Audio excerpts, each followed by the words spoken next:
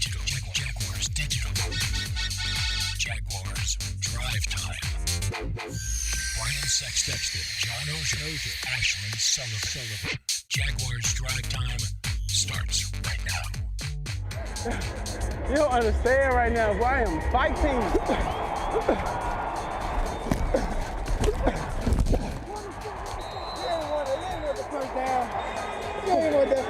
I might go. I was saying something else. Me fighting is getting me touchdown, so let's go. Fires toward the end zone. Once Laviska Shenault caught for the touchdown. Hasta Laviska. Touchdown Shenault. Come on, Phil. You know that was unnecessary. What we doing? I got to do something. I don't know what you want to do. Good morning and welcome to Jags Drive Time on a Wednesday. It is our final show of the 2020 season.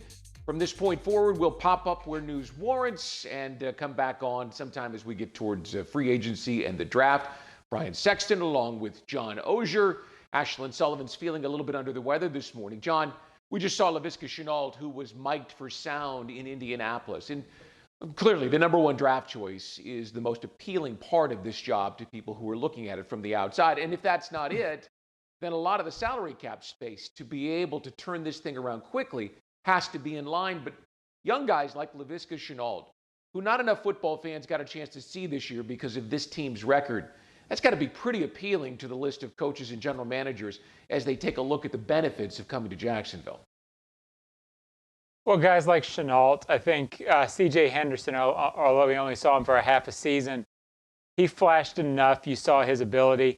But in my what we learned for the final segment of the season, I mentioned Shenault. I thought out of the rookies, other than James Robinson, out of the rookie draft class, he showed up consistently. Given the circumstances, given the fact that there really wasn't a reliable quarterback on the roster, Shenault never had a huge game. He never had a breakout game. But I think it was in the last 5 games, he had 4 touchdowns. So he started to show up, and I do think he's a guy you can start to build around. A fascinating question to me, Brian, at receiver in the offseason. Whoever comes in, do they believe Chark and Shenault are a 1 and a 2? Are they a 1A and a 2? Do you need an elite guy? You need somebody somewhere in that equation. How do they see those guys? I think you could see a move at receiver as well as a move for a fast running back. They've got to get faster offensively. It's worth making the point that whoever comes in, whatever general manager, whatever coach they hire, could, and in many cases will, have a completely different look at the roster than we have. Coming from the outside, not having been here to see the guys day to day during training camp. So I think you mentioned it yesterday. James Robinson. Here's a guy who wowed us all with his ability to be consistent week in and week out. We love him. We think there's a lot there. But someone else may come in and say, that's not how I intend to use the running back. And so he may not be as high. You don't know until you get these guys in here and evaluating. All right, let's get started with big things. And look, there's only 2 big things right now around this football team because no one's looking backwards at 2020. We're not going in that direction. We're headed forward into 2021. There will be a new coach and a new general manager. So big thing 1 is the list of coaches. And here's the coaching candidates as we know them right now. And clearly, John, Urban Meyer is the rock star coach in this equation. He's the guy who's done it at the college level. People want to point and they want to say he's the next Pete Carroll. And it's hard to argue with a guy who won championships at 2 different schools in 2 different Power 5 conferences. So he's the name at the top of most people's list when it comes to this job. Behind him, Robert Saleh being interviewed all over the league. Brian Daboll for the job that he has done with Josh Allen. Arthur Smith, the 38-year-old offensive coordinator in Tennessee, who is a guy that, for all the credit that Daboll gets for bringing along Josh Allen, I mean, look at how he's brought Ryan Tannehill, out of the abyss of quarterback futility. Bieniemy was going to be the rock star coach, I think, and then Urban Meyer, saw the opportunity and lifted his head up. And then yesterday we saw that Jason Garrett, the former coach of the Cowboys, and Raheem Morris, who's done a fine job in Atlanta navigating that team after they fired Dan Quinn, here's the list. What are your initial impressions? Well, there's really nobody not to like on that list. I mean, I like the idea of Jason Garrett, actually. He should get a lot of credit for working with Dak Prescott. I like the idea. I made some calls on this yesterday. Arthur Smith, who even though he's in the division, I didn't know a lot about, is incredibly well respected on that staff and incredibly well respected around the league. Your other name's Bieniemy. I think everybody knows his credentials and his resume by now. He's going to get a job. I don't know if it'll be here, but the guy that's intriguing, Saleh, is a guy who was here, and frankly, Brian, I didn't get to know that well. I got to know him a little bit, but very vague.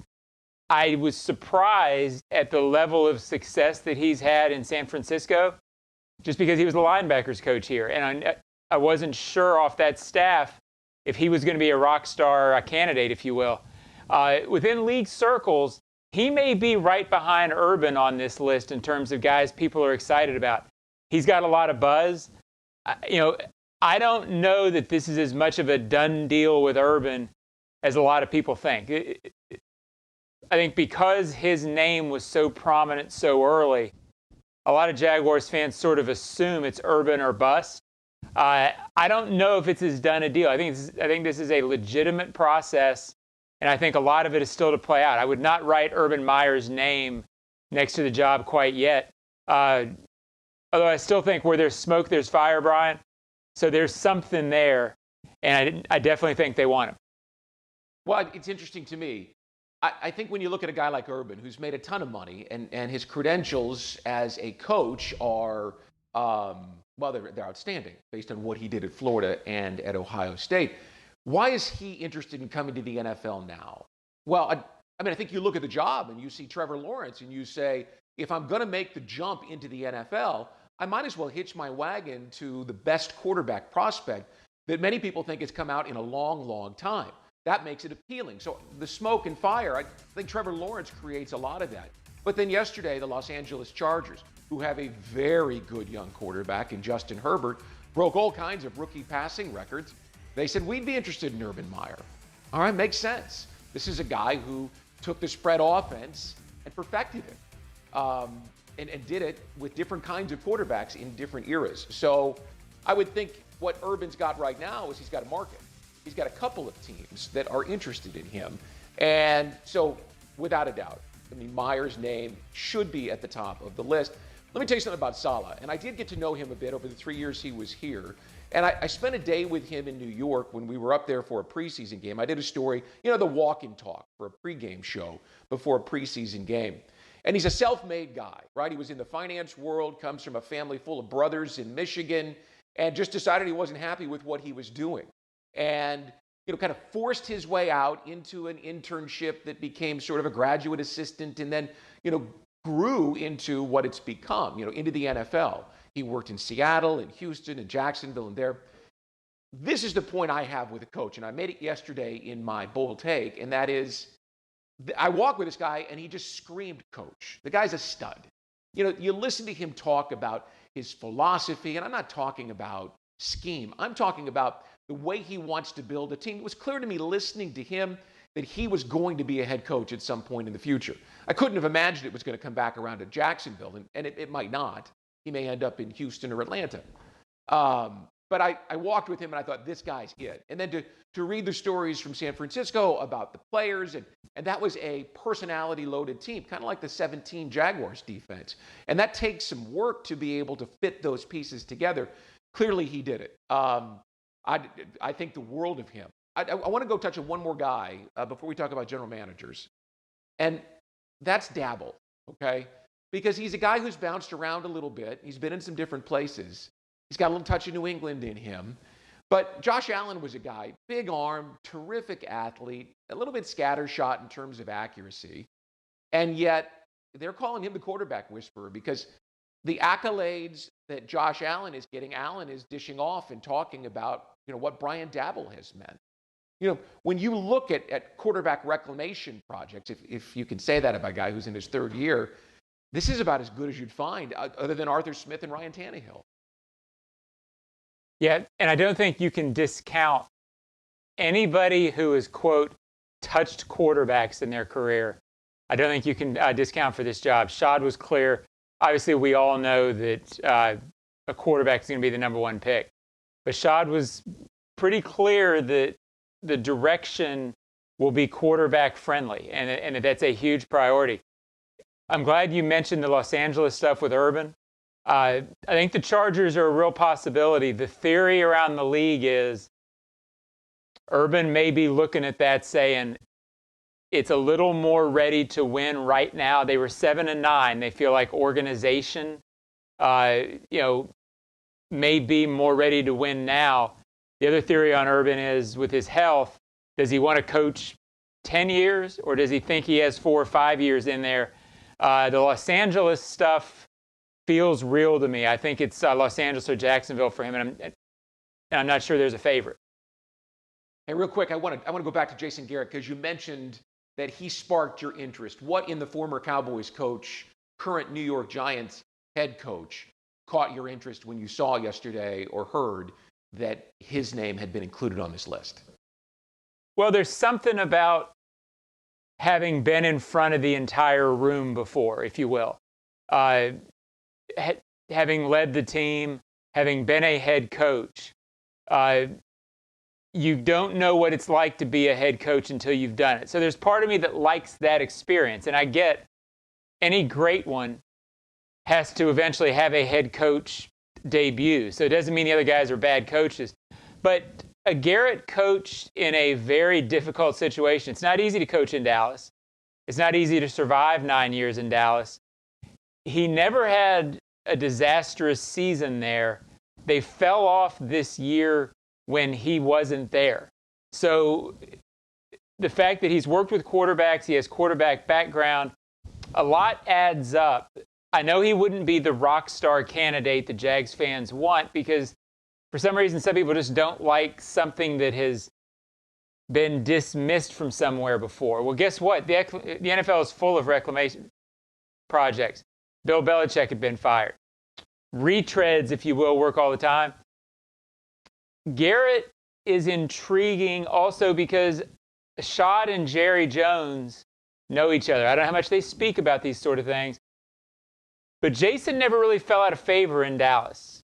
Jerry really liked Jason until the end and didn't really want to part ways with him. Had to sort of be forced to, if you will, by it just taking so long. So, it sort of adds up that there might be a respect level for Jason Garrett there from Shad that maybe fans don't quite grasp. Just to make your point, Pete Carroll failed with the Jets and with the Patriots, and Tony Dungy was let go by the Buccaneers and went to the Colts, and Bill Belichick was fired by the Browns and then ended up, you see what I'm saying? I mean, guys on their second chances. Andy Reid is a guy it's incredibly on his second common. chance. So, yeah, it makes a lot of sense. And we'll have more time to talk about Bieniemy and the rock star that he is outside of the Urban Meyer conversation. But big thing, too, is the general manager conversation. And we've talked a bit about this. There aren't a lot of new names. Ray Farmer has jumped into that one as well. We've talked about Rick Smith and Louis Riddick, Jerry Reese, Trent Baalke, who was in the building this year. Here's my issue with Urban Meyer. Who's going to be, if he's Pete Carroll, okay, and I accept that comparison, if he's Pete Carroll, who's his John Schneider? Because Pete leans on John. John is an executive of the year. Look what he's done out there. Of course, when you find that quarterback, and he did in the third round, it makes you able to take some chances. But Schneider's been a tremendous personnel man. So which one of these guys plays that role for Urban Meyer? Or, for that matter, any of the coaches? Because all of these guys coming in beyond Meyer are younger guys who don't necessarily have that level of experience in personnel. Well, look, they've all had success except really Farmer. Farmer came from the Browns, and you never know the circumstances there, how much he had to do with their record. It's hard to tell. I have to sort of plead ignorance some on GMs because it's tough to know when you're part of a decision-making process exactly what decisions you made, what you are as a GM. I like the idea of Reese. He's had success. He's survived in New York a long, long time. None of these guys seem to be guys that crave the spotlight, if you will. I think that's going to be a huge factor for the GM. It feels to me like the coach is going to be the, quote, star, and they always are. They're out front. But the coach is going to have so much pull within the organization. It's going to be an even, both reporting to shot, if you will. So it's not going to be able to be a GM who can't hear the word no from the coach, if you follow me. It's got to be a GM who's sort of willing to accept that it's a collaboration. That's the key. Now, some of these GMs have been in situations where they're the guy before. Can they adjust to that? With Urban, that's really going to be an adjustment because Urban's going to be running the show if that's the case. So a lot of questions. I get the idea that this list that we're seeing is far from the complete list, and there may be a longer way to go on the GM search than there is in the coaching search. You know, I can make a case for almost all of those coaches. All of those coaches, I can make a case for why they would fit. And so from that perspective, it's the GM search that at least I am more interested in. All right, that'll do it for Big Things. When we come back, we'll play high and buy on both offense and defense. This is Jags Drive Time on a Wednesday morning at the conclusion of the 2020 season. We'll be back right after this.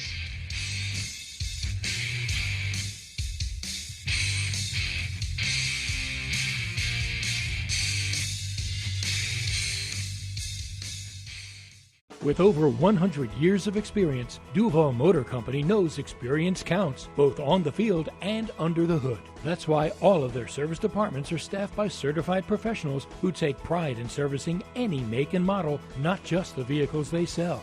Keeping your vehicles on the road is what drives Duval Motor Company. They know how much you depend on your car, and you can depend on them to put service first.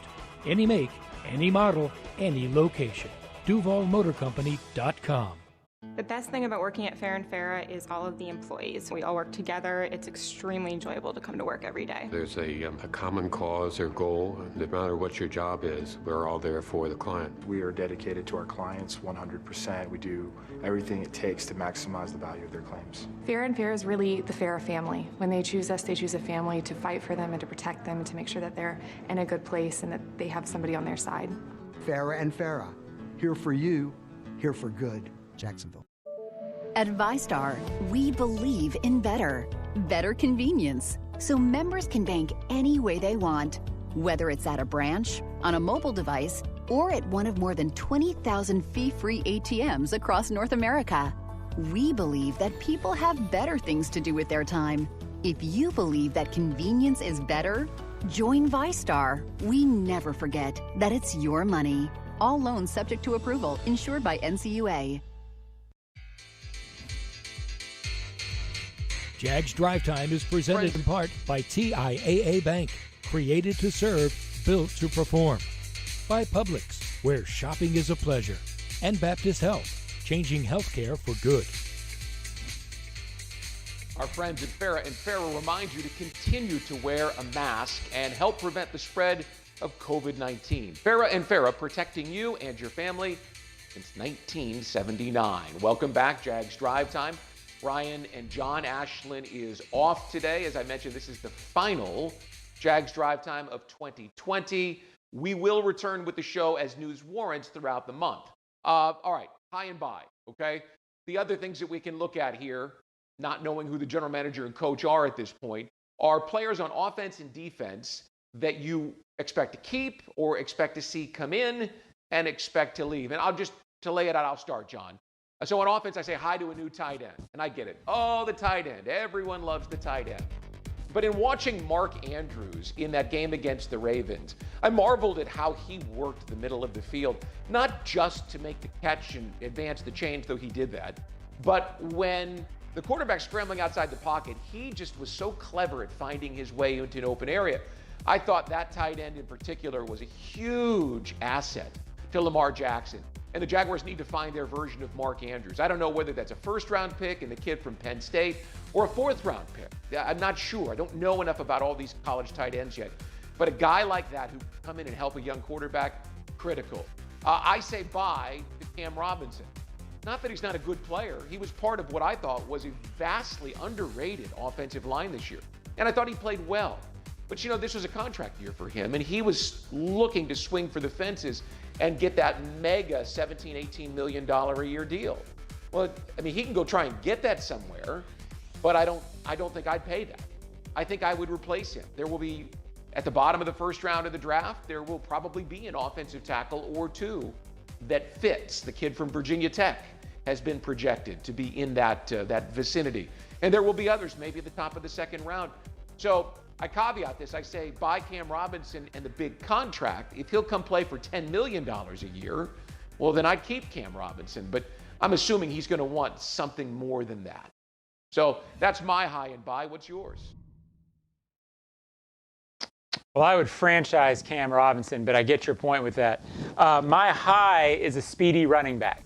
And I love James Robinson. All Jaguars fans do. Mega productive, great story. And I think he fits. But it feels to me like this team needs speed. It feels to me like the running back room, if you look around the league at successful offenses right now, there's oftentimes a go-to running back that you're really running your offense with. And then there's a speed guy. There's a third down guy. And sometimes that speed guy becomes involved in first and second down. I don't know what kind of offense they're going to run, but if you're running an offense where you want dynamic multi-options at the running back position, it feels like they need a pure speed receiver X guy out of the backfield. So I would say hi to that. My first choice here was sort of tying with what you said. I think buy to the tight end room because I think there's going to be a new tight end. But overall, buy to the quarterback room. I think you might see a complete change over there. Not that any of the quarterbacks that are there aren't worthy of being in the NFL and being reserves on this team. But you could easily see a scenario, Brian, draft quarterback, which I think they might do early. Something tells me they might be going there with their first pick. If you do that, a new GM might want an older veteran that he's comfortable with mentoring that guy. That's how that often works. A guy who's been in that GM's background or has familiarity with the coach comes in and he's the guy because everybody's comfortable with him in the building. And then, out of that scenario, the new GM may just say, you know what? I want to sign a rookie free agent. I want to bring in a guy who fits what we do to develop. So for that reason, you might see an entirely new quarterback room. Back to Cam Robinson real quick. You'd put the franchise tag on him. Well, as an option, because I get that with some guys, you look at their contract and say, hey, we can't bring you back. But there are a lot of things to do on this roster. I think you need 2 or 3 defensive tackles minimum. You've got to beef up the interior defense. You need safeties. You need corners. That second first-round pick, it's not absurd to go corner there. It's not absurd to go defensive tackle there. If you have to go offensive tackle, then all of a sudden you're looking for those other guys somewhere else. Pay Cam. You've got cap space. Pay Cam for 1 year. See if a change of scenery makes it work. I think that's more of an option. I don't know that it'll happen, but I think it's an option. Yep, I agree. It's an option. He played well. He just didn't, in my estimation, earn the mega contract. So that's high and buy for offense. We'll take a break. When we return, we'll do the same exercise on the defensive side of the ball as we roll along here on a Wednesday morning on Jags Drive Time. Jags Drive Time is presented in part by Dreamfinders Homes, homes that fit your lifestyle. Next Grill, everyone's invited. And Adecco. Visit ADECOUSA.com.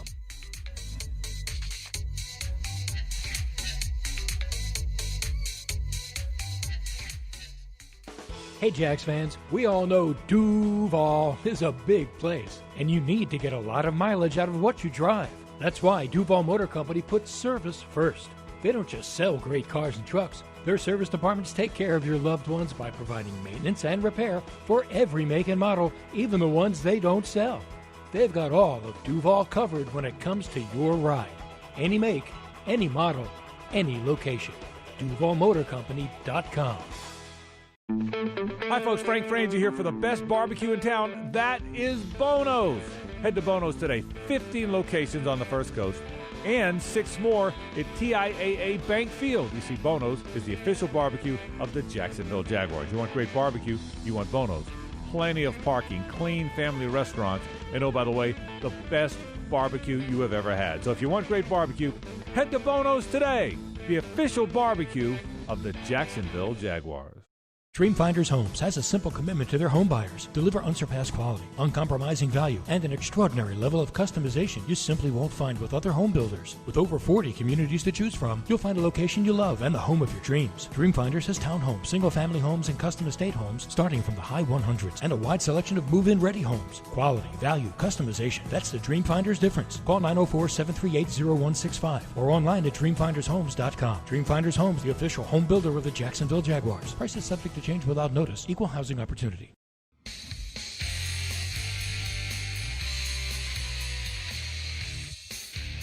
Welcome back. Jags Drive Time. Brian Sexton sitting in for Ashlyn Sullivan along with John Oehser.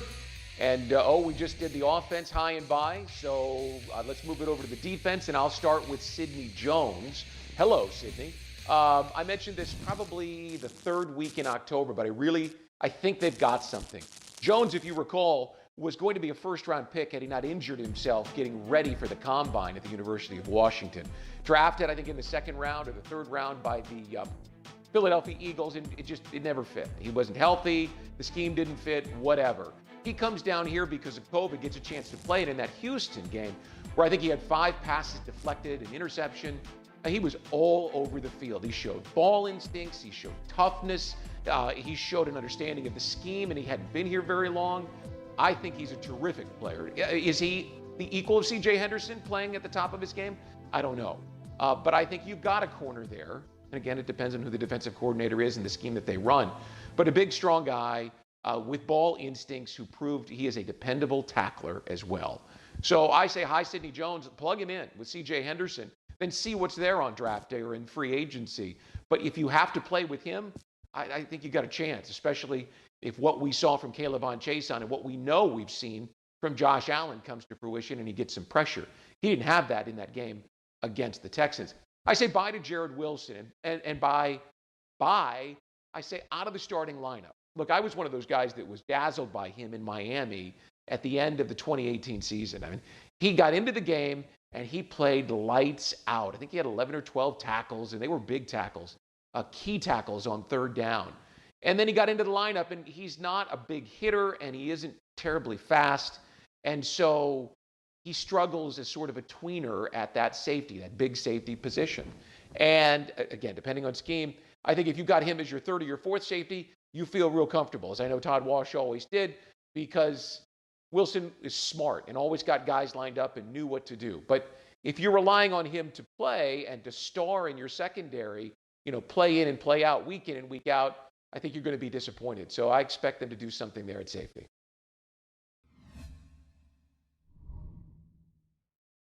My high is defensive tackles. And I say a lot of defensive tackles because you might be saying hi to these guys in free agency. You might be saying hi to these guys twice in the draft. You're certainly saying hi, Devon Hamilton, come back, be what we thought you were. They've got to get stouter, deeper, better on the defensive interior. That's not easy to do. It's a hard position to find, but I think they'll pay it. I think they'll spend big money in free agency, maybe even on your guy, Brian Leonard Williams. So I would see a huge high there. I hope I'm wrong on the buy. I really hope I'm wrong. But I worry that it might be the end of the line here for Avery Jones. He was a guy who was here for the entire former regime.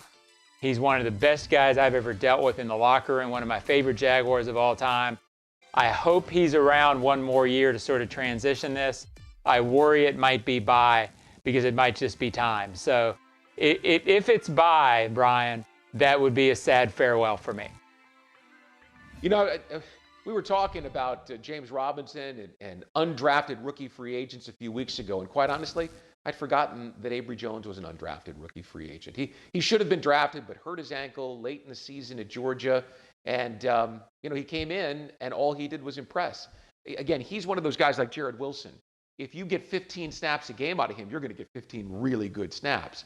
If you want 30 from him, you're going to wear him down, and he's not going to be available late in the season. But Avery Jones, I wish we could show you some of the video of him and his pregame speeches. Our guys for Jags Wired, when he was talking, it was great stuff. He is a phenomenal football guy. I wouldn't be surprised if he gets into coaching. All right, that'll do it for High and By. When we come back, we'll wrap up the 2020 season here on Drive Time and look forward to the next couple of weeks. Back after this.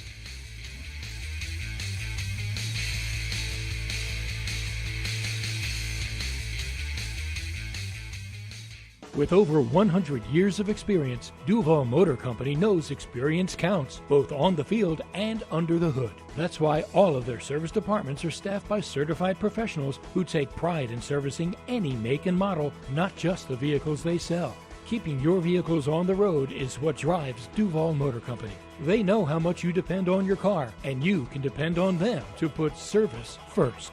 Any make, any model, any location. DuvalMotorCompany.com. Dreamfinders Homes has a simple commitment to their home buyers. Deliver unsurpassed quality, uncompromising value, and an extraordinary level of customization you simply won't find with other home builders. With over 40 communities to choose from, you'll find a location you love and the home of your dreams. Dreamfinders has townhomes, single-family homes, and custom estate homes starting from the high 100s and a wide selection of move-in-ready homes. Quality, value, customization. That's the Dreamfinders difference. Call 904-738-0165 or online at dreamfindershomes.com. Dreamfinders Homes, the official home builder of the Jacksonville Jaguars. Prices subject to change without notice. Equal housing opportunity. Hey, Jaguar fans. Jack Hannity is Audi Jacksonville, and Jack Hannity is Audi Orange Park. Have the luxury and exotic cars you're looking for. Lamborghini, Porsche, Audi, Rolls-Royce, and more. Over 400 new and pre-owned exotic vehicles waiting for you. With special financing up to 180 months and long-term leases, you can afford to drive your dream car from Hannity Exotics at Audi Jacksonville and Audi Orange Park. Online at HannityExotics.com. See deal for complete details.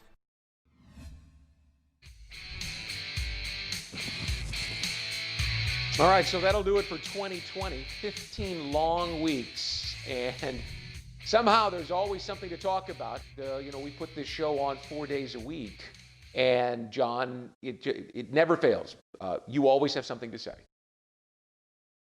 Well, I think fans would understand this was the toughest one yet, and there were weeks late where it really felt like you were just sort of saying the same thing because it became the same story, frankly. Rough quarterback play, rough interior defense. That was my theme all year. It's hard to win with that, but I guess as a farewell to this season, I would like to thank fans for sort of continuing to listen, continuing to care. It's always fun, even in the really tough seasons, and this was the toughest I've been around. It's always fun. So brighter days ahead. Well, and look, we touched on this yesterday, but a year ago, you couldn't have attracted the level of coaching candidates or general manager candidates that you can right now. I mean, everybody who's anybody from Urban Meyer to Eric Bieniemy is interested in your football team because you've got the number one pick, your salary cap is cleaned up, and you've got some promising young talent on your roster. It's not completely, clear the decks and start over, although in many ways it will be that way. So they're sitting in a great spot, and I've been here since the beginning, and I'll tell you, it's never been this bright.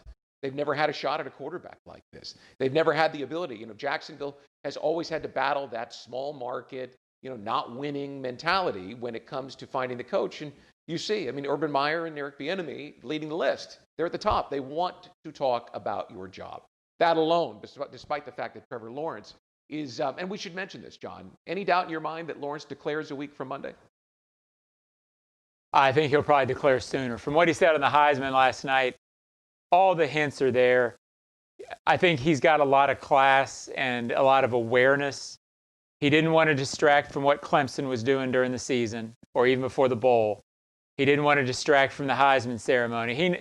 If he had come out a day before and said, hey, I'm going to the NFL, all of a sudden that's a topic in the ceremony. I don't think he wanted that. I think he respects where he is.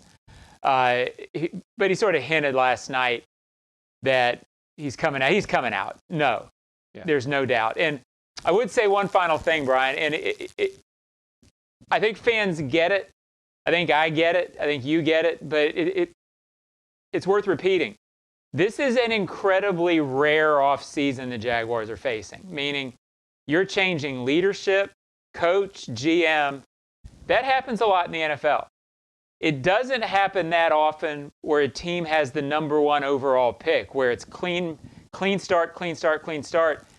It rarely happens when the franchise guy, when a generational quarterback is coming out. I was around it in Indy, 98. I wasn't there yet, but it happened in Indy with Peyton coming in. But it's not that common. This is an incredibly rare time. May never happen again for this franchise. Doesn't happen for many franchises. All right. Well, this show doesn't happen this season of all seasons, where we're all in different places at home without a lot of people. So let us think quickly. Dave DeCandis, who is the executive producer for everything that we do, he sat down with an engineer and came up with this scheme that we all have in our homes to be able to do the show and keep it rolling along. And to Max Hockman and Trent Padilla and Stone Cold Brett Reber for being with us and engineering and producing, and a lot of times being stage managers, saying, you're sitting too low, your light's not there, close your blinds. Why is your microphone so far away? Ozone. Ashland, stop petting your dog.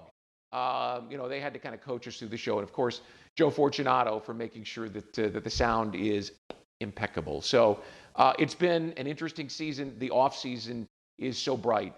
There's just not enough adjectives to describe what lie ahead. We'll be back as news warrants, because we can pop up just like this and be able to talk about whoever the Jaguars hire as the general manager, the coach, and then, of course, the assistants, and going forward into what we expect to be a February combine and free agency in March. So, John, thanks so much. Appreciate it. Talk to you soon. Thanks for watching, folks. Have a great Wednesday.